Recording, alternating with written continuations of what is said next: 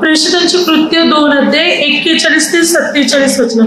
प्रेषितांची कृत्य 2 अध्याय वचन 41. तेव्हा ज्यांना त्यांच्या संदेशाचा स्वीकार केला त्यांचा बाप्तिस्मा झाला आणि त्या दिवशी त्यांच्या सुमारे 30,000 माणसांची भर पडली. वचन 42. ते प्रेषितांच्या शिक्षणात आणि सहवासात भाकर मोडण्यात व प्रार्थना करण्यात तत्पर असत. वचन 43. तेव्हा प्रत्येक मनुष्याला भय वाटले आणि प्रेषितांच्या हातून पुष्कळ अद्भुत कृत्ये व चिन्हे घडत होती. वचन 44. तेव्हा विश्वास ठेवणारे सर्व एकत्र होते आणि त्यांचे सर्व काही सामायिक होते. वचन 45. ते आपापली जमीन व मालमत्ता विकून जशी प्रत्येकाला गरज लागत असे तसे सर्वांना वाटून देत असत. वचन 46. ते दररोज एक चित्ताने व सर्वपणेने मंदिरात जमत असत, घरोघरी भाकर मोडीत असत आणि देवाची स्तुती करीत हर्षाने व सारस्वराने जेवी. वचन 47. सर्व लोक त्याला प्रसन्न असत आणि प्रभू तारण प्राप्त होत असलेल्या माणसाची दररोज त्यांच्यात भर भरीत असे. Hallelujah, hallelujah, hallelujah. पहा वचन काही सांगते. पेत्राच्या पहिल्या भाषणाने जेव्हा प्रेषितांवर पवित्र आत्मा उतरला तेव्हा पेत्र या लोकांमध्ये उभा राहून मात्र प्रभूची सुवार्ता देऊ लागला. जेव्हा तो परमेश्वराचा संदेश देत होता तेव्हा या पेत्राच्या पहिल्या भाषणाने 3,000 लोकांची भर पडली.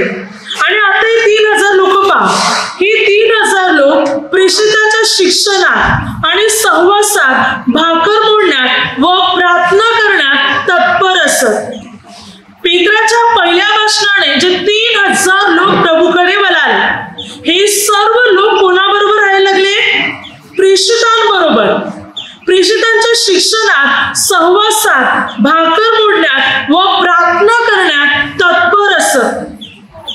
हे सर्वजण एकत्र मिळून प्रार्थना करायला त्या लोकांनी सुरुवात केली. तेव्हा प्रत्येक मनुष्याला भय वाटले आणि प्रेषितांच्या हातून पुष्कळ अद्भुत कृत्य व चिन्हे घडत होती. तेव्हा विश्वास ठेवणारे सर्व एकत्र होते आणि त्यांचे सर्व काही सामायिक होते. बघा, विश्वास ठेवणारे सर्व एकत्र होते आणि त्यांचे सर्व सामायिक होते. ते आपापली जमीन व मालमत्ता विकून जसजशी प्रत्येकाला गरज लागत तसतसे सर्वांना वाटून देत असत. ते दररोज एका चित्ताने व तत्परतेने मंदिरात जमत असत, घरोघरी भाकर मोडीत असत आणि देवाची स्तुती करीत हर्षाने व साल्लस मनाने जेवे.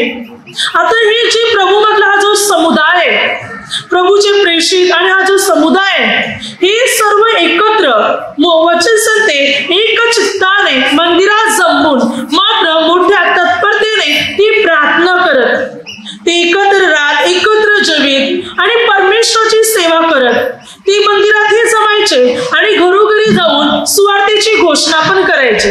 आता आपल्याला याच्यावरून काय कळते, काय समजते पहा. आणि प्रभू अनेक लोकांची भर त्यांच्यामध्ये घालत असत. आता हे बघा, ज्या लोकांनी शिक्षण घेतले म्हणजे ज्यांचं तारण झालं त्या लोकांनी सोडलं नाही तर ते प्रेषितांबरोबर राहू लागले, प्रभूच्या वचनात राहू लागले. अनेक लोक प्रेषितांबरोबर परमेश्वराच्या सेवेमध्ये वाढू लागले. ते दररोज एकत्र मंदिरात जमायचे, प्रार्थना करायचे आणि सेवा करायचे. आणि अशा प्रकारे कार्य वाढत गेलं, प्रसार वाढत गेला आणि सुवार्तेची घोषणा झाली. आता आपण विचार करा, आपण असं काय पाहतो, याच्यातून आपल्याला काय शिकायला मिळते, तर आपण ते पाहू. जसे की बघा, अनेक लोकांचं काय मत आहे, अनेक लोक हे म्हणतात की मात्र प्रार्थनाच करायचे ना, मग केंद्रातच गेलं पाहिजे असं काय आहे, प्रार्थना मंदिरातच गेलं पाहिजे असं कुठे लिहिलेलं आहे. प्रार्थना घरात बसून पण करू शकतो. आम्ही घरी भरपूर प्रार्थना करतो. आम्ही मात्र आमच्या फोनद्वारे, आमच्या टीव्हीद्वारे आम्ही अनेकांची प्रवचनं ऐकतो. मग प्रार्थना मंदिरातच गेला पाहिजे असं काय आहे? अनेक लोकांचं तर म्हणणं असं आहे की मात्र घरी बसून प्रार्थना करा, परमेश्वराने सांगितले तुम्ही प्रार्थना करा,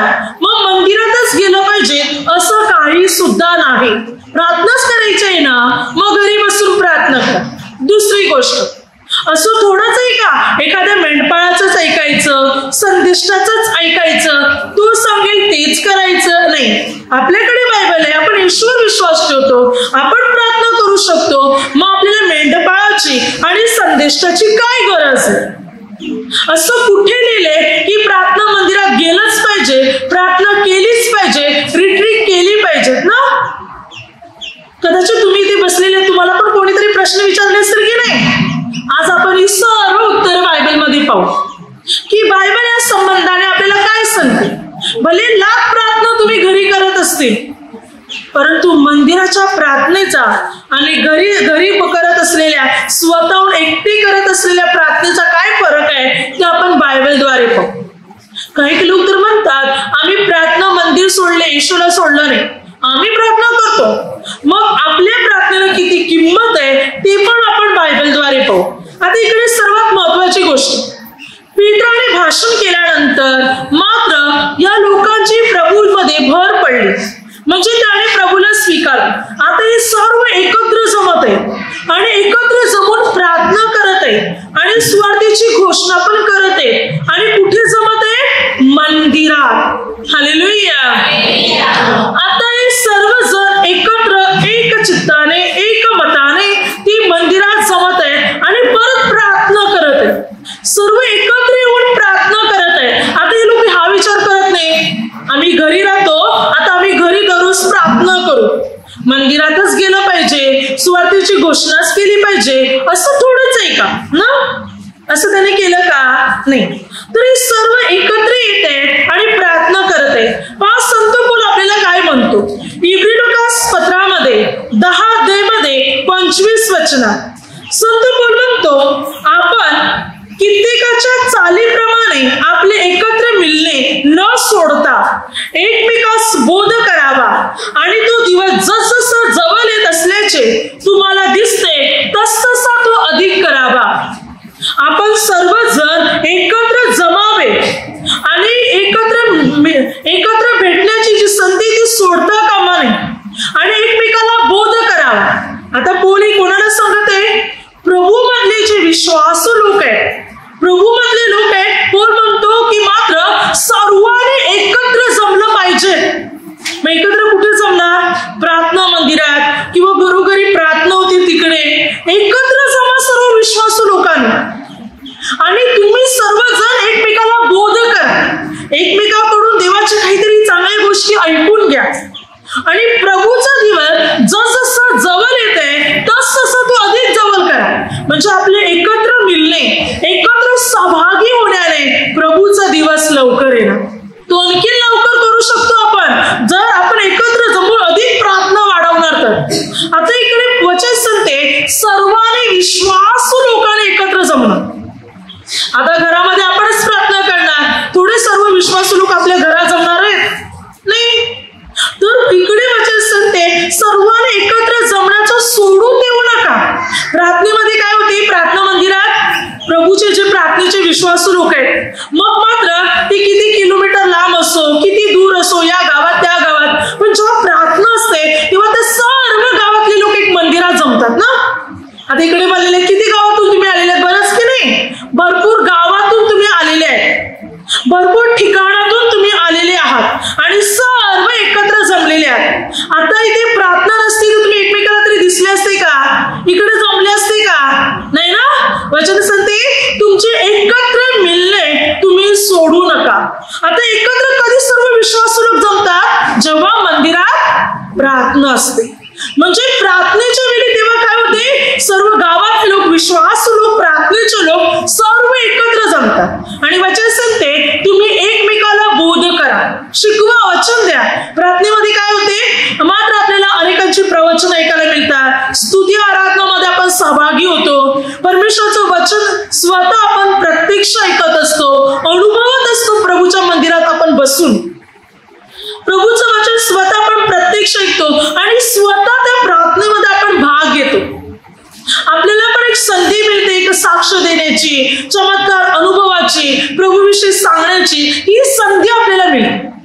पण जेव्हा आपण घरात आपल्याच आपली प्रार्थना करतो, आपल्याला कार्य करायची संधी मिळत नाही, आपण भले लाख प्रार्थना करतो, पण कार्य कुठे होते? आपल्याने प्रसार कुठे होतो? आपल्याने जेवढं व्हायला हवं तेवढंच नाही, पण मंदिरात जमल्यानंतर आपल्याला कार्य करते ती साक्ष देऊ शकतो. आपण परमेश्वराच्या महिमा हालेलुया. वचन काय सांगते बघ आणखीन.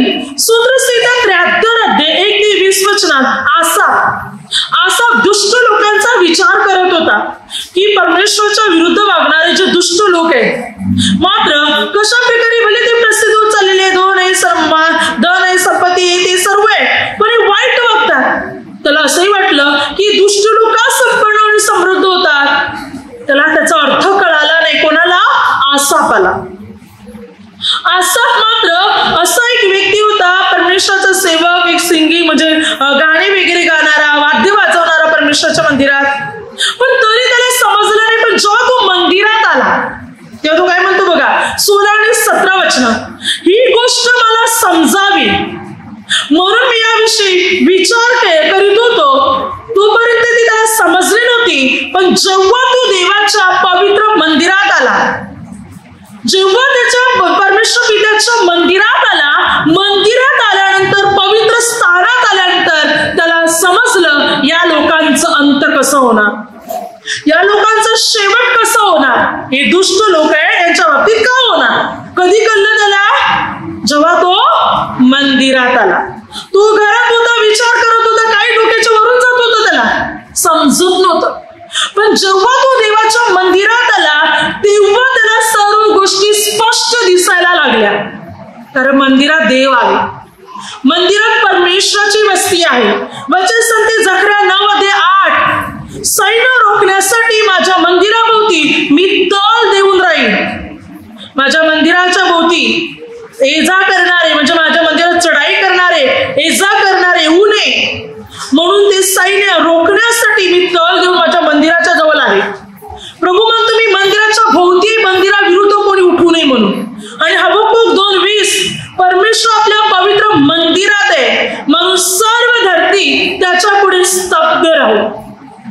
देव पिता आपल्या मंदिरामध्ये आहे, मंदिरात देव पिता वस्ती करतो.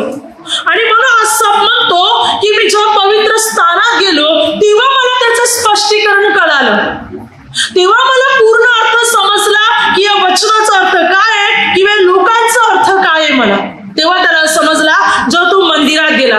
म्हणजे जेव्हा आपण प्रार्थना मंदिरात येतो तेव्हा आपल्याला वचन ऐकायला मिळते, परमेश्वराचा संदेश ऐकायला मिळतो, वचनाचा अर्थ आपल्याला कळतो, आपण आराधना करतो, आपण प्रार्थना करतो. जेव्हा आपण त्याच्या मंदिरामध्ये जमतो तेव्हा, जेव्हा आपण त्याच्या सानिध्यात जमतो तेव्हा. आणि तरी लोकांना काही काही वाटत असेल मंदिरात गेलं पाहिजे असं काय. प्रभू येशू तर देवाचा पुत्र होता ना, अगदी स्वतः देव. प्रभू येशू देव आणि प्रभूच्या मागे हजारो लोकांची गर्दी असायची. मग प्रभू जंगलात जाओ, डोंगराकडे जाओ, समुद्र किनारी जाओ, कुठेही जाओ, प्रभूला लोकांना शोधायची गरज नव्हती की प्रभू जाऊन लोकांना शोधतात. लोकच जायचे प्रभूला शोधत. तरी प्रभू मंदिरात जायचे. प्रभूने विचार केला असता मी कुठे गेलो तरी लोक जमतील, मग मला काय गरज आहे मंदिरात जायची. मी ना कुठेही जाऊ, कोणत्या गावात जाऊ, कोणत्या ठिकाणात जाऊ, डोंगरावर जाऊ, समुद्र तीरी जाऊ, कुठे लोक येणारच मला शोधत. कारण प्रभूच्या द्वारे अनेक चमत्कार घडत होते, अनेक मोठमोठे आजार बरे होत होते, लुले लंगडे मात्र बरी होत होती, आणलेल्या पाण्याची, मुक्यांना बोलण्याची, लंगड्यांना चालण्याची, बैलांना ऐकण्याची शक्ती मिळत होती, कुष्ठरोगी शुद्ध होत होते, मेलेले उठत होते. तरी सुद्धा प्रभू मंदिरात जात होते. लोक प्रभूला शोधायचे, प्रभू कुठे गेले तरी. सर्व ठिकाणी प्रभूच्या भोवती लोकांची गर्दी असायची, तरी दररोज मंदिरात जाणे प्रभू सोडत नव्हते. हालेलुया. काय सांगते बघा वचन सांगते लूक 21 अध्यायामध्ये 37 ते 38 वचना. प्रभू रात्री जैतुनाचा डोंगर या ठिकाणी राहायचे आणि सकाळी पहाटे उठून ते मंदिरात यायचे आणि शिक्षण द्यायचे. दररोज सकाळी मंदिरात येऊन शिकवायचे आणि रात्री जैतुनाच्या डोंगरावर राहायचे, प्रार्थना करायचे आणि मंदिरात येऊन शिकवण्याचं काम करायचे. मत्ती 26:55 प्रभू येशू स्वतः म्हणतो मी दररोज मंदिरात बसून शिक्षण देत असे. दररोज. लूक 19:47 दररोज प्रभू मंदिरामध्ये शिक्षण देत असत. दररोज प्रभू मंदिरात जायचे आणि दररोज प्रभू शिकवायचे. मग प्रभूला काय गरज होती? प्रभू होते आणि प्रभूच्या भोवती एवढी लोकांची गर्दी, प्रभू कुठे जमले तर लोक जमू शकत होते आणि प्रभू त्यांना शिकू शकत होते. मग मंदिरात का जायचे दररोज? हालेलुया.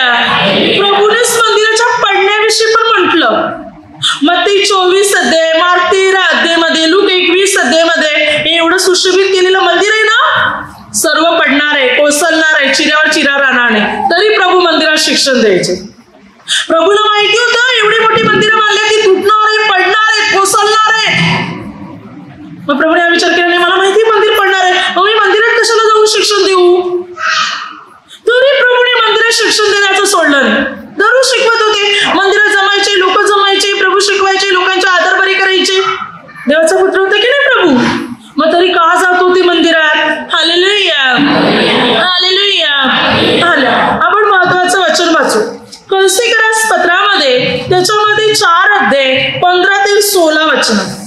पहा वचन त्या ठिकाणी काय सांगते. वचन सांगते की मात्र लावदिकियातील बंधू आणि नुफा व तिच्या घरी जमणारी मंडळी याला सलाम सांगा. हे पत्र तुमच्यात वाचून झाल्यावर लावदिकियातील मंडळीतील वाचावास मिळावे व लावदिकियाकडील पत्र तुम्हीही वाचावे. आता बघा पौल या ठिकाणी काय म्हणतो. पौल म्हणतो की मात्र जे बंधू आहेत आणि जी नुफा व तिच्या घरी जमणारी मंडळी याला सलाम. आता या ठिकाणी पौल म्हणत आहे, पौलाने पाठवलेलं पत्र आहे. पौलाने ज्या मंडळ्या उभारल्या, ठिकठिकाणी मंडळ्या उभारल्या, गावात त्यांनी मंडळ्या उभारल्या, घरोघरी प्रार्थना चालायची आणि विश्वासू लोक घरोघरी जमायचे. आपण कसं प्रार्थना, घरोघरी प्रार्थना होतात ना, दररोज प्रार्थना. आपल्या गावामध्ये तर दिवस रात्र मात्र प्रार्थना दररोज चालू आहे, घरोघरी प्रार्थना.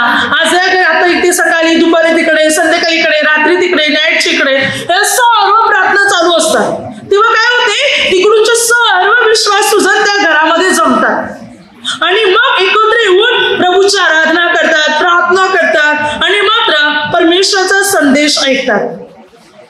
अशा प्रकारे या घरोघरी मंडळी जमतात. तर असंही पौल म्हणतो की या लोकांच्या घरी असलेली मंडळी, आता मी तुम्हाला पत्र पाठवले. पौल बघा मंडळींना पत्र पाठवत आहे आणि पौल म्हणत आहे की जे पत्र आहे तुम्ही वाचलं, तुम्ही पत्र वाचल्यानंतर मात्र तू म्हणत आहे की मात्र हे पत्र वाचून झाल्यानंतर लावदिकियातील मंडळीतील ती वाचाव्यास मिळावी आणि त्यांच्याकडनं पत्र घेऊन तुम्ही कलसीकराच्या लोकांना म्हणतो ते पत्र तुम्ही पण वाचावे. आता कलसीकरास पाठवलेलं पत्र लावदिकियातील लोकांनी वाचावे, लावदिकियात पाठवलेलं पत्र कलसीकराच्या लोकांनी वाचावे. इथे मंडळी जमत आहे, जिथे पौल पोहोचला नाही, जिथे पौल गेला नाही, पौल पोहोचू शकत नाही, पण पौल सांगत आहे मंडळी जमत आहे, लोक विश्वासू एकत्र जमून प्रार्थना करत आहे. आता पौल जाऊ शकत नाही म्हणून पौल पत्र पाठवतो त्यांना आणखी मजबूत करायला, मार्गदर्शन करायला, सल्ला द्यायला. आणि पौल म्हणतो तुमचं वाचून झालं की तुम्ही त्यांना त्या ठिकाणी ते पत्र पाठवा, म्हणजे ते पण वाचतील आणि मंडळी आता भक्कम बनेल. तर पौल हे सांगत नाही की तुम्ही घरात बसाल, तुम्ही स्वतः प्रार्थना करा, मला यायला जमणार नाही, मी येऊ शकत नाही.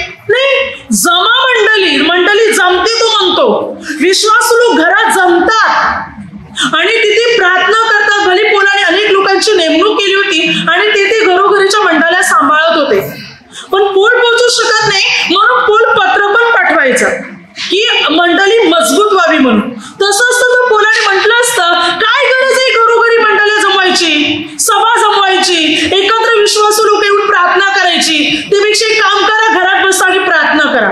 सांगितलं असतं की नाही, सांगितलं असतं ना. मग तू का असं एवढे प्रयत्न करत होता पौल.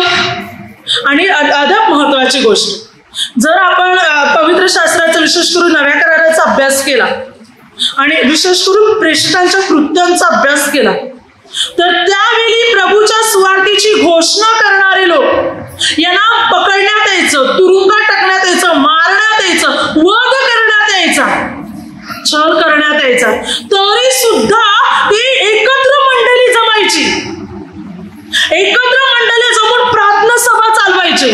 एवढे म्हणजे कठीण परिस्थिती होती, मारामारी व्हायची, मारायचे, प्रभूच्या नावाकरता त्यांचा वध व्हायचा, त्यांना मारायचे, तुरुंगात टाकायचे, तरी एकत्र जमून प्रार्थना करायचे सोडत नव्हते. तेव्हा ते घाबरले नाही, तेव्हा विचार केला नाही की लोक धमक्या देतात, मारतात, तुरुंगात टाकतात, त्यापेक्षा मी घरात बसून प्रार्थना करतो. उलट एवढी कठीण परिस्थिती होती त्यावेळीची, तरी मंडळी एकत्र जमून प्रार्थना करायचे, तरी सभा भरायच्या प्रार्थनेसाठी. एवढी कठीण म्हणजे काहीतरी महत्वाचं असेल तेव्हाच की नाही, काहीतरी खास आहे मंडळी एकत्र जमणं, सर्व विश्वासू लोक एकत्र येणं काहीतरी महत्वाचं आहे. म्हणून एवढ्या कठीण परिस्थिती असून मारायचे, तुरुंगात टाकायचे, छळ करायचे, तरी एकत्र जमायचे, मरणाला घाबरत नसायचे. एवढी कठीण परिस्थिती असून मग आता का मंदिरात जमू शकत नाही आपण? Hallelujah, hallelujah. बघा वचन काय सांगते बायबलमध्ये. बायबल आपल्याला या बाबतीत काय शिकवत आहे पहा. प्रेषितांच्या कृत्यामध्ये 1 अध्यायमध्ये 12 ते 14 आणि 2 अध्याय 1 ते 13 त्या ठिकाणी शिष्य यरुशलेम, वचन काय सांगते बघा. शिष्य जैतुनाच्या डोंगरावरून आले आणि यरुशलेमेत आले, कारण प्रभूचं स्वर्गरोहण झाले, प्रभू पित्याकडे गेले. तेव्हा शिष्य आले यरुशलेमेत आणि मांडीवरच्या वरच्या खोलीत एकत्र जमले. तेव्हा तिकडे फक्त शिष्य नव्हते, 120 लोकांचा समुदाय होता. तिथे शिष्य होते, प्रभूचे भाऊ चुलत भाऊ होते, पवित्र माता मरिया होती आणि स्त्रिया पण होत्या. हे सर्व एकत्र प्रार्थना करत होते.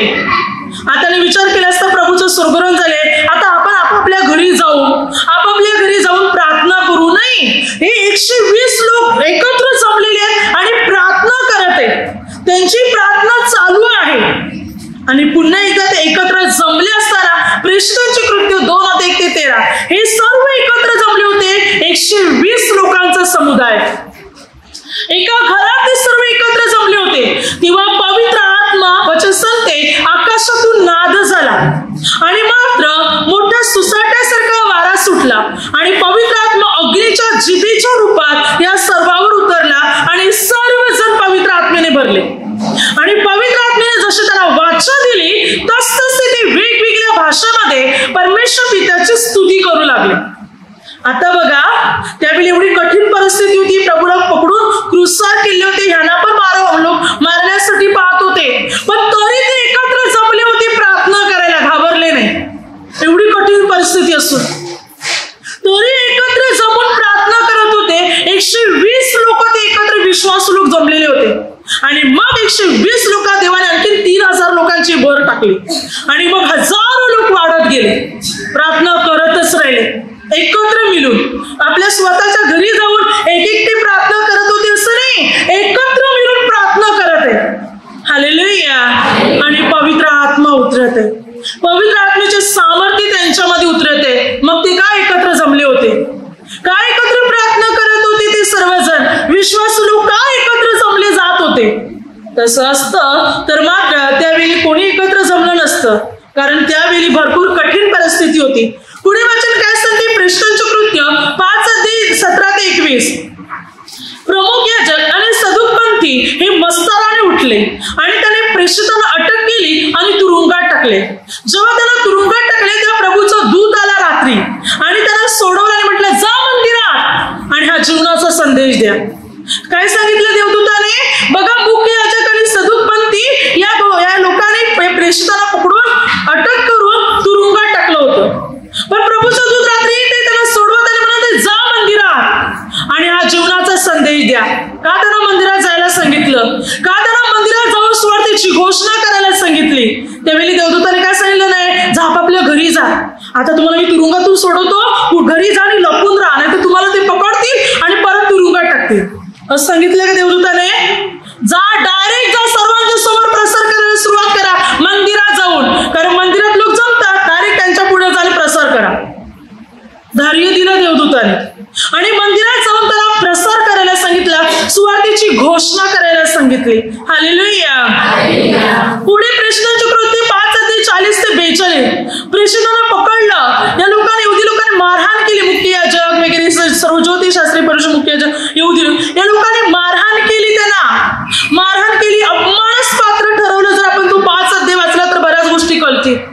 अपमानास्पात्र त्यांना ठरवलं आणि मात्र ताकीद दिली, प्रभू येशूच्या नावाने बोलू नका आणि शिकवू पण नका. पण बायबल सांगते उलट ते आनंद करीत गेले की प्रभूच्या नावासाठी त्यांचा अपमान झाले. उलट त्याला आनंद वाटला आणि घरोघरी आणि मंदिरात शिकवण्याचे त्याने सोडले नाही, शिकवतच राहिले. एवढं कठीण ताकीद देण्यात आली होती त्यांना. बघा, जर तुम्ही येशूविषयी शिकवलं, जर येशूविषयी बोलताना तुम्ही आम्हाला आढळले तर आम्ही तुम्हाला पण तरी सुद्धा घाबरले नाही. घरोघरी मंदिरात जमून शिकवण्याचं काम चालूच ठेवलं. एवढ्या धमक्या आल्या होत्या तरी घाबरून घरात बसले नाही. प्रभू, आम्हाला एवढ्या धमक्या आल्यात, लोकांनी आम्हाला मारून टाकलं तर कसं आम्ही प्रार्थना करतील? त्यापेक्षा प्रभू आम्ही घरात बसतो आणि आम्ही तुमची प्रार्थना करतो, म्हणजे जास्त वर्ष आम्ही जिवंत तरी राहतील आणि तुमची प्रार्थना करू शकतील ना. असं म्हटलं का? नाही ना. मारायच्या धमक्या आल्या तरी मंदिरात प्रार्थना करणे, घरोघरी शिकवणे सोडलंच नाही, चालूच ठेवलं कार्य. का मंदिरात जमत होते? का घरोघरी मंडळ्या जमत होत्या? का सभा भरण्यात येत होत्या? काय विश्वासू लोक सर्व एकत्र येऊन आराधना करत होते, प्रभूची प्रार्थना करत होते, एकमेकाला प्रेरणा देत होते, एकमेकाला प्रोत्साहन देत होते. कारण बायबलचे नियम आहे, विश्वासू लोक एकत्र येऊन प्रार्थना केल्याद्वारे प्रभूची उपस्थिती त्यांच्यामध्ये असणार. हा, घरी पण आपण प्रार्थना केलीच पाहिजे ना असं नाही, प्रार्थना पाहिजे, वैयक्तिक प्रार्थना आपली पाहिजे, पण देवाच्या मंदिरात पण आपण जमले पाहिजे. देवाच्या पवित्र स्थळात आपण जमले पाहिजे. घरोघरी मंडळी जमते तिकडे आपण प्रार्थनेत जमले पाहिजे, कारण त्यावेळी सर्व विश्वासू लोक एकत्र येतात आणि प्रार्थना मजबूत बनते, प्रार्थना भक्कम बनली जाते आणि मग जी काही बंधन असतात ती तुटली जातात.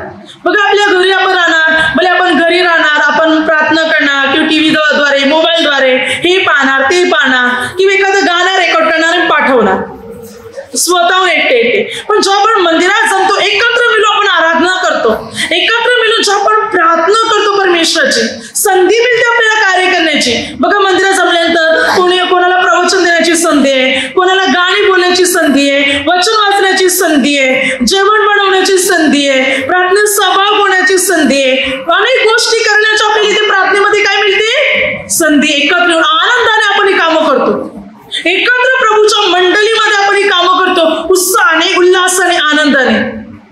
किती बरं आत्मविश्वास असतो आपल्यामध्ये. आपल्याला संधी मिळते कार्य करण्याची. घरात बसून एकटे आपल्याला वाटते मी प्रार्थना करते, मी एवढी प्रार्थना तेवढी प्रार्थना नाही, तेवढा आनंदाने उल्हास उत्पन्न होत जेवढा मंडळीमध्ये तयार होतो. Hallelujah, hallelujah, hallelujah. पुढे वचन काय सांगते बघा सर्व बाबतीत. आता संत पौलाने उभारलेल्या मंडळीच्या बाबतीत पौल काय म्हणतो बघा. वचन सांगते रोमकरास्तोत्र 16:1-2 मंडळीची सेविका फिब्बी. आता या ठिकाणी म्हणत आहे पौल, मंडळी सांभाळणारी फिब्बी म्हणून आपली बहीण आहे, एक सेविका जी मंडळी सांभाळते आणि मात्र मंडळीकडे ती देखरेख करते. म्हणजे तिकडे तिच्याही घरी किंवा ती मंडळी चालवत होती जिकडे विश्वासू लोक जमत होते. म्हणून पौल म्हणतो आपली बहीण फिब्बी जी आहे प्रभूची सेविका, जी मात्र मंडळी सांभाळते, तिला तुम्ही सहाय्य करा. पुढे 16:3-5 रोमकरास्तोत्र. अक्विला आणि प्रिस्का म्हणजे प्रिस्किल्ला यांच्या घरी जमत असलेली मंडळी. आता हे नवरा बायकोचं एक जोडपं आहे, त्यांच्या घरी पण प्रार्थना भरायची, मंडळी जमायची, विश्वासू लोक त्यांच्या घरात जमायचे आणि हे दोघी नवरा बायको प्रार्थना चालवायचे. पौलाने अनेक ठिकाणी मंडळी उभारल्या होत्या आणि ह्या लोकांना मात्र जबाबदारी दिलेली. जसं की बघा, प्रार्थनेची काही, आता समजा अर्णाचं उदाहरण घ्या. अर्णाला घरोघरी प्रार्थना होतात की नाही, मग मुलींना अधिकार दिलाय. विभाग जे आहे हे प्रत्येक विभाग वाटून दिल्यात प्रवचकांना. इकडूनचा विभाग अमुकाने सांभाळायचा, तिकडूनचा विभाग अमुकाने ना. आणि एमर्जन्सी जर काही समस्या असल्या तर फिरून फिरून कार्य करायचं. आणि सांभाळतात की नाही प्रवचक, व्यवस्थितरित्या सर्व प्रवचक सांभाळतात. आणि जशा ब्रदरांनी त्यांना जे विभाग दिलेले आहेत प्रार्थना सांभाळायचे, दररोजच्या प्रार्थना असतात, सकाळ दुपार संध्याकाळ दररोजच्या प्रार्थना. तर ही जी विभागाच्या प्रार्थना ज्या प्रवचकांना दिलेल्या आहेत वाटून, ते आपापली जबाबदारी कर्तव्य योग्यरित्या पार पाडतात. आणि एमर्जन्सी काही असलं तर मात्र फिरून ते कार्य करतात, पण प्रार्थना चालवतात. गावातल्या पण, मंदिरातल्या पण आणि बोईसर एरियातल्या पण प्रार्थना सांभाळतात. घरोघरीच्या पण प्रार्थना असतात त्या पण सांभाळतात. या सर्व त्या प्रकारे पौलाने या प्रार्थनाकडून मंडळी बनवून अनेक प्रवचकांना म्हणजे अनेक सेवक सेविकांना, प्रचारक लोकांना ही मंडळी सोपून दिली होती. इकडूनच्या मंडळ्या तुम्ही सांभाळायच्या, इकडूनच्या मंडळ्या तुम्ही सांभाळायच्या, अशा प्रकारे. तर अक्विला आणि प्रिस्किल्ला जे होते हे मात्र त्यांच्या घरी पण मंडळी जमायची आणि ती मंडळी सांभाळायची, विश्वासू लोकांना परमेश्वराचं वचन द्यायचे, एकत्र मिळून प्रार्थना करायची. आणि पुढे मात्र अनेक परराष्ट्रांच्या ज्या मंडळ्या होत्या त्या मंडळ्या सुद्धा प्रिस्किल्ला अक्विला या दोघांचा आदर करायच्या. म्हणजे याचा अर्थ ही दोघी पती पत्नी जे होते हे परराष्ट्रामध्ये पोलाने ज्या मंडळ्या काढल्या होत्या त्या मंडळ्यामध्ये नवरा बायको जाऊन त्या मंडळींना पण मार्गदर्शन करायचे. हे नवरा बायकोचं जे जोडपं होतं ते त्या मंडळाला पण मार्गदर्शन करायचे, त्या विश्वासू लोकांना पण एकत्र करायचे.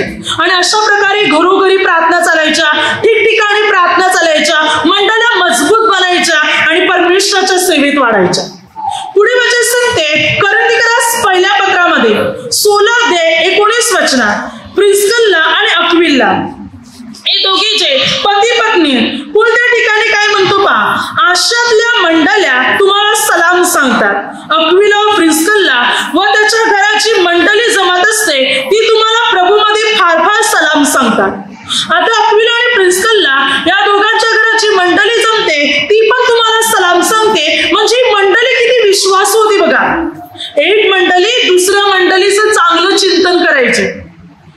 एक मंडळी आता जमत आहे कोरिंथीकरास या ठिकाणी मंडळी आणि कोरिंथी या ठिकाणी जमणारी मंडळी, अक्विला आणि प्रिस्किल्लाच्या घरी जमणारी मंडळी, या दोघांमध्ये किती प्रेम आहे बघा. ही मंडळी एवढे विश्वासू लोक, हे नवरा बायको मंडळी सांभाळत आहे, प्रार्थना सभा सांभाळत आहे, विश्वासू लोक जमत आहे म्हणून ती मंडळी कोरिंथी इथे जमलेल्या मंडळीचा पण आदर करत आहे. एकमेकांमध्ये किती प्रेम आहे, स्नेह भावना त्यांच्यामध्ये आहे. Hallelujah hallelujah. आदर करत आहे ते एकमेकाचा ते. म्हणजे अशा प्रकारे घरोघरी प्रार्थना चालायच्या, मंडळ्या उभारल्या गेल्या होत्या आणि त्यामुळे सर्व विश्वासू जण परमेश्वराचे गौरव करायचे. पुढे वचन काय सांगते पहा, रोमकरास पत्र 16:23 माझे सर्व मंडळीचे आदित्य करणारा गायस यास तुम्हाला सलाम. पण म्हणतो माझ्या सर्व मंडळीचे आदित्य स्वागत करणारा कोण आहे, गायस. आता हा गायस जो होता पोलाने ज्या ज्या ठिकाणी मंडळी उभारलेल्या संपूर्ण आशियामध्ये, आशियात एवढा मोठा, आशियामध्ये 50पेक्षा जास्त देश आहेत. मग विचार करा पोलाने मंडळ्या किती उभारलेल्या. सर्व मंडळाकडे हा गायस फिरायचा आणि त्या सर्व मंडळांचा तो स्वागत करायचा. सर्वांकडे त्याचं लक्ष होतं आणि मग प्रत्येक गोष्ट तो पोलाला कळवायचा. म्हणून पोल म्हणतो माझ्या सर्व मंडळीचे आदित्य करणारा गायस, स्वागत करणारा, पाहुणचार करणारा किंवा त्यांच्याकडे देखरेख करणारा, त्यांना सांभाळणारा गायस. हा गायस जो होता तो मंडळीकडे लक्ष द्यायचा, विश्वासू लोक जमायचे त्यांच्यावर त्याचं लक्ष असायचं आणि अशा प्रकारे मंडळ्या मजबूत बनत चालल्या होत्या. मंडळ्या आणखी मात्र विश्वासामध्ये स्थिरावत चालल्या होत्या, परमेश्वराच्या सेवेमध्ये आणखी मजबूत बनत चालल्या होत्या. मग आता विचार करा, विश्वासू लोक एकत्र जमणं किती गरजेचं आहे. प्रार्थनेचे लोक एकत्र येऊन परमेश्वराच्या सभास्थानात, प्रार्थना मंदिरात किंवा भले घरोघरी चालणाऱ्या प्रार्थनेत एकत्र येणं किती महत्वाचं आहे.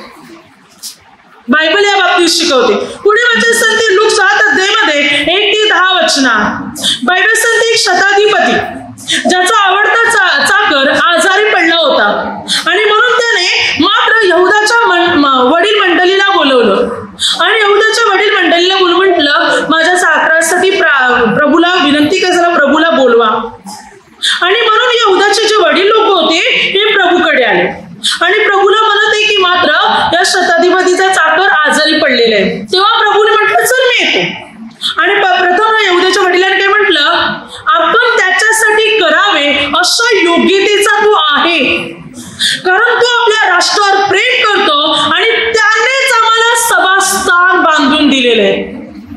हे सांगितले वचन, त्यांनीच आम्हाला सभास्थान बांधून दिले. प्रार्थनेचं एकत्र आम्ही प्रार्थनेचे लोक, यहुदी लोक परमेश्वराची आराधना करण्यासाठी एकत्र जमण्यासाठी त्यांनी आम्हाला एक ठिकाण तयार करून दिले. एक असं मात्र एक छप्पर आमच्या डोक्यात एक स्थान आम्हाला बांधून दिलेलं आहे. त्यामुळे आम्ही एकत्र जमून परमेश्वराची आराधना करतो. अशा योग्यतेच आहे, कारण त्यांनी सभास्थान मंडळी जमण्यासाठी एक ठिकाण आम्हाला त्यांनी बांधून दिलेलं आहे. प्रभू ताबडतोब निघाले त्यांच्या जोडीला. तेव्हा त्या शताधिपतीने आपल्या मित्रांना पाठवलं आणि म्हटलं की प्रभूला सांगा तुम्ही माझ्या छपराखाली यावे, इतकी माझी योग्यता नाही आणि मी पण स्वतःला योग्य समजलं नाही तुमच्याकडे येण्यास. मात्र एक शब्द मात्र बोला म्हणजे माझा चाकर बरा होईल. प्रभूने म्हटलं इतका विश्वास मला इस्रायलात पण आढळला नाही. आणि प्रभूने शब्द पाठवला आणि शताधिपतीचा चाकर ताबडतोब बरा झाला. त्याच घटकेत पक्षघाती आजाराने जो पिळलेला होता तो त्याच घटकेत मात्र बरा झाला. आता बघा, या शताधिपती परराष्ट्रीय मनुष्य होता, पण परमेश्वराची लोक एकत्र जमावी म्हणून त्याने प्रार्थना सभा उभारलेली होती आणि तिकडे लोक जमायचे, परमेश्वराची आराधना करायचे. आणि म्हणून प्रभूला त्याचा आणखीन आदर वाटला की याच्यामुळे लोक एकत्र येऊन प्रार्थना करतात. प्रभू ताबडतोब निघाले त्याच्या घरी जायला, पण तो म्हणत आहे, प्रभू माझ्या छपराखाली इतकी माझी योग्यता नाही. त्याने स्वतःला नम्र केलं म्हणून प्रभू म्हटलं, इतका विश्वास तर मला इस्रायलात पण आढळला नाही. प्रभू एका परराष्ट्रीय माणसाच्या घरी जायला ताबडतोब निघाले होते, कारण का त्याने सभास्थान बांधून दिलं होतं. म्हणून सर्वात दुसरी गोष्ट बघा, आपण मार्क मध्ये पाहतो, मार्क 5 अध्यायामध्ये 21 ते 24 आणि मात्र 35 ते 43 तिकडे वचन सांगते, सभास्थानाचा एक अधिकारी होता. सभास्थानाचा एक अधिकारी तो प्रभूकडे येऊन विनंती करत आहे की माझी मुलगी 12 वर्षाची आहे, माझी मुलगी मरणास टेकलेली आहे, तर आपण येऊन तिला बरे करावे म्हणजे ती जगेल. हा सभास्थानाचा अधिकारी होता, म्हणजे सभास्थान चालवणारा. सभास्थान जिकडे लोक एकत्र जमतात, परमेश्वराची आराधना करतात, ते ठिकाण चालवणारा होता तो. आणि त्याची एकुलती एक मुलगी आता मरायला टेकली होती. प्रभू ताबडतोब निघाले त्या अधिकाऱ्याच्या घरी जायला. का? कारण त्याने सभास्थान, एक मंदिर, एक ठिकाण बांधलं होतं प्रार्थनेसाठी. म्हणून प्रभू ताबडतोब निघाले त्याच्या घरी जायला, कोणताही विचार न करता. आणि ते सभास्थानाच्या अधिकाऱ्याच्या घरची माणसे येऊन त्या अधिकाऱ्याला म्हणतात, याईराला म्हणतात, गुरुजींना आता का त्रास देता, मुलगी मेलेली आहे. म्हणजे आता येशू थोडी मुलगी जिवंत होणार आहे, म्हणजे मुलगी मेलेली आहे. पण बाजू प्रभू घेऊन काय म्हणतो, याईराला आणखीन धीर देऊन म्हणतो, भिवू नको, धीर मात्र धर, जिवंत होईल ती. प्रभू अद्याप याईराला धीर देतो आणि म्हणतो, भिवू नको, धीर मात्र धर.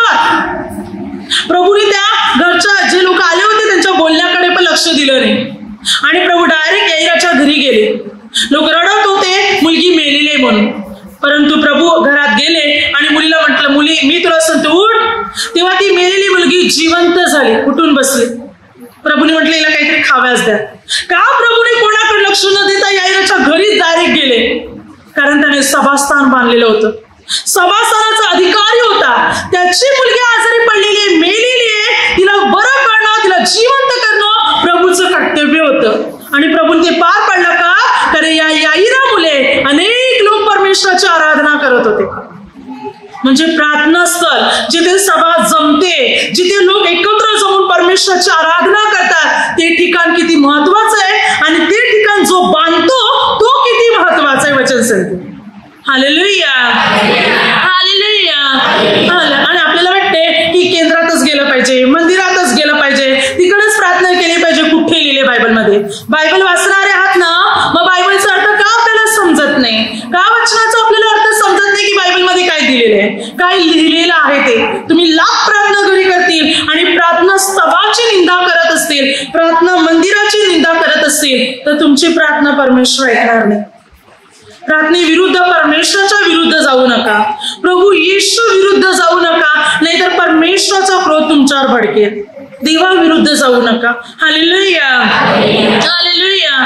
बायबल आपल्याला काही शिकवते त्या गोष्टीकडे आपण आपलं लक्ष लावलं पाहिजे, तरच आपल्याला सत्य कळेल, तरच आपल्याला सत्य समजेल.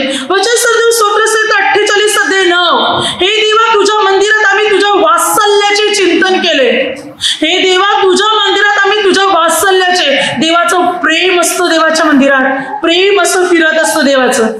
देवाच्या प्रेमाचा अनुभव येतो आपल्याला देवाच्या मंदिरात आल्यावर, कारण देवाची उपस्थिती असते. म्हणून वचन दे, प्रभू आम्ही तुझ्या मंदिरात तुझ्या वात्सल्याचे, तुझ्या प्रेमाचे, तुझ्या मायेचे आम्ही चिंतन केले की देवा तू आमच्यावर किती प्रेम करतो, तुझी उपस्थिती या ठिकाणी आहे म्हणून. प्रभू बघा, आपण जेव्हा मंदिरात येतो, प्रार्थना करतो, अनेक वेळा आपले मार्ग मोकळे होतात, आपलं दुःख टेन्शन निघून जाते, हलकं वाटते ना. अनेक लोक साक्ष देतात प्रार्थना मंदिरात, अगदी पाय ठेवल्यावर पण लोकांच्या आजारीकडे बरे झालेले आहेत. इथे केंद्रात प्रार्थना मंदिरामध्ये पाय ठेवल्यावर पण लोकांचे रोग बरे झालेले आहेत. प्रार्थना मंदिरामध्ये बसल्यावर लोकांची बंधनं तुटलेली आहेत. ज्यांना बाळांची देणगी नव्हती त्याला निघालेले, नाती जुळत नव्हती त्यांची नाती जुळलेली आहेत, धंद्याला यश लाभलेले आहे, तुटलेली नाती पुन्हा एकदा जोडलेली आहेत प्रार्थनेच्या द्वारे. मोठमोठे आजार, कॅन्सर, एड्स, डायबिटीस, कोणतेही आजार असो, मोठमोठे आजार बरे झालेले आहेत. एवढंच नाही, मृत्यू पावलेली व्यक्ती सुद्धा इकडे जिवंत झालेली आहे. अशा अनेक चमत्कार प्रभू येशूने या ठिकाणी केलेले आहेत, कारण तो जिवंत परमेश्वर आहे, तो अद्भुत परमेश्वर आहे. आणि म्हणून महत्वाचं आहे, प्रार्थना मंदिरामध्ये एकत्र या, परमेश्वराची आराधना करा. आता बघा, आपण एकच वचन घेऊ, वेळ नाही म्हणून. प्रेषितांची कृती 8:26-40. तिकडे मात्र एक शंडकुशी आहे, कादेगी राणीचा एक अधिकारी शंडकुश आहे, आणि मात्र तिचं संपूर्ण भांडार त्याच्या हातात होतं, म्हणजे सर्व गोष्टीची देखरेख तोच करत होता. तो यशा संदेशाचा ग्रंथ वाचत आपल्या रथात चालला होता, पण त्याला काही मात्र समजत नव्हतं. तेव्हा देवदूताने फिलिपाला म्हटलं, यरुशलेमेकडे जाणाऱ्या गच्च्याकडे जाणाऱ्या वाटेने तू जा. तेव्हा तो निघाला. तेव्हा मात्र तो तिथून गेला असताना फिलिप मात्र पवित्र आत्म्याने फिलिपाला म्हटलं, रथ गाठ, कारण पुढे शंडकुशीचा रथ चालला होता. तेव्हा पवित्र आत्मा फिलिपाला म्हणत आहे, रथ गाठ. फिलिपाने आत्म्याच्या सामर्थ्याने या शंडकुशीचा रथ गाठला. तेव्हा फिलिपाने मात्र त्याला म्हटले, या शंडकुशीला, तू जे वाचतो ते तुला कळते का? तेव्हा त्याने म्हटलं, कोणी मार्ग दाखविल्याखेरीज मला कसं कळेल? मार्ग जर कोणी दाखवणार असेल तरच मला समजेल. तेव्हा मात्र त्या शंडकुशीने रथ थांबवला आणि आपल्या रथात फिलिपाला घेतले, आणि फिलिपाने त्याला यशा संदेशाचा ग्रंथ समजून सांगितला. आता इथे दुसरी महत्वाची गोष्ट आहे, जसे मंदिराची आपल्याला गरज आहे तसं मंदिराच्या मेंढपालाची पण गरज आहे. मेंढपाल मार्ग दाखवतो, मेंढपाल अगदी योग्यरित्या शिकवतो. कोणी मार्ग दाखवलाच नाही तर कळणार कसं, समजणार कसं? आपल्याला वाटते आम्ही बायबल वाचतो, आम्हाला कळते, प्रार्थना काही आम्हाला समजते, आम्हाला पास्टरची गरज नाही, आम्हाला मेंढपाळाची गरज नाही. आम्हाला कशाला गरज आहे? आम्हाला समजते, आम्ही वाचतो बायबल. नाही, कोणी मार्ग दाखविल्याखेरीज कसं कळणार वचन सांगते. मंदिराची जशी आवश्यकता आपल्याला आहे तशी मेंढपाळाची सुद्धा आहे. मेंढपाळ मार्ग दाखवतो, मार्गदर्शन करतो, आपल्याला शिकवतो, काय करावं काय नाही या बाबतीत आपल्याला सल्ला देतो. म्हणून मेंढपाळाची सुद्धा आपल्या जीवनात तितकीच गरज आहे. बरेच वचन, तर आता वेळ नाही म्हणून. तर बायबल आपल्याला शिकवते की मंदिरात जमून एकत्र प्रार्थना करणे, सभा भरवणे हे सर्वात महत्वाचं आहे.